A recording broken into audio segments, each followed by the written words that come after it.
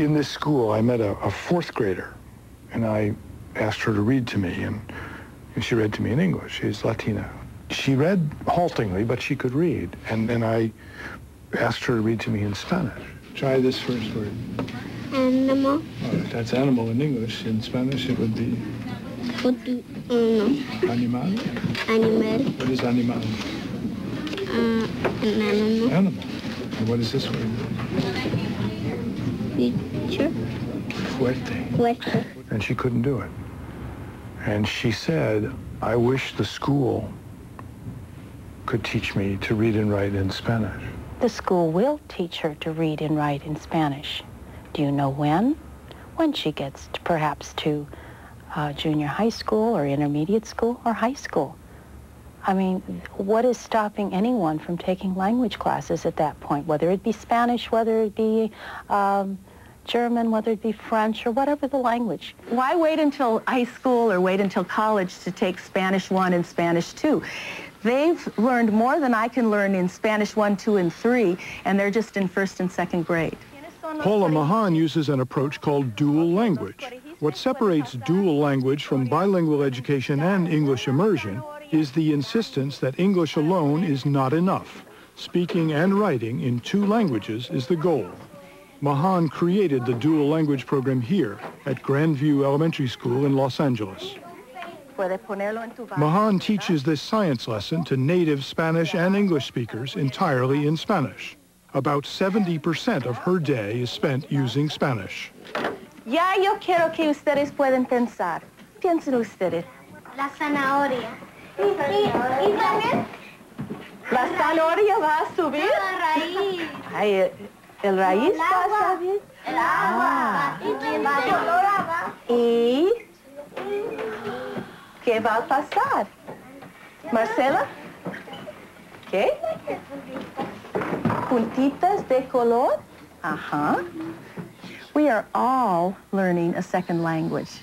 Some of us are learning English as a second language, and some of us are learning Spanish as a second language. Now, this is the first English I've heard you speaking. That's right. In fact, I'm very uncomfortable speaking English in front of my class this way. When we have our English time, what is it we do? But you tell me you touch the button and we change into English, and I didn't touch the button and change into English. Porque cuando un raíz está creciendo en un jardín o en la tierra. Muy bien. It just goes in the tierra, and then the plants like suck it up so the weeds don't get it. Tú tienes razón. A couple of times in the question and answer, a couple of the children were speaking in Spanish and then slipped into English and then back into Spanish. Right. And you, however, stayed in Spanish. Right. That happens a lot, particularly in the lower grades, where the children will be stronger in one language or the other, and they'll fall back into that language. So because in the primary grades we're working mostly on Spanish, I'll reinforce the Spanish by either repeating what they say or, like I asked Joey, to try to say it in Spanish, and he did a pretty good job.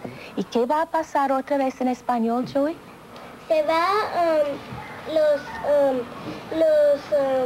frutas, raíces se van a tocar este agua y se va a tomarlo y that's how it grows.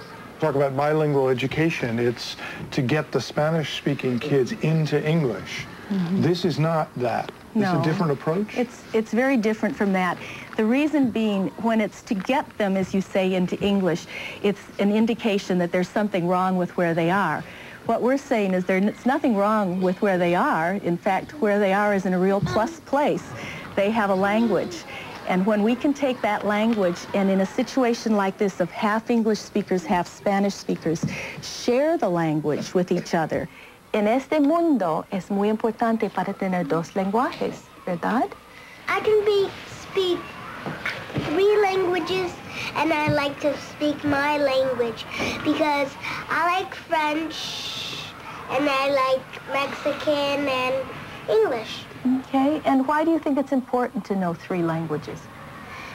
Because, and then if you read 3 free books of languages, then that opens a new world for you.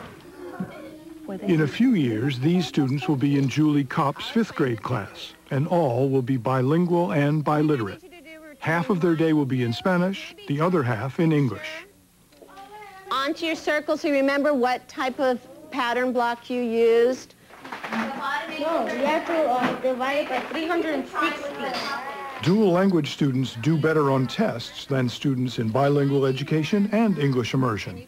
And Proposition 227 allows programs like this one at Grandview if most parents vote in favor. So if a parent were to, ask me why should I put my child in this immersion program, my Anglo child to learn 2 languages, I'll say, well, look at these Spanish-speaking kids. They're going to have 2 languages, so wake up. This is what's going to happen. Your child will be monolingual. This Latino kid will have 2 languages. So if you want to compete, you should have 2 languages too.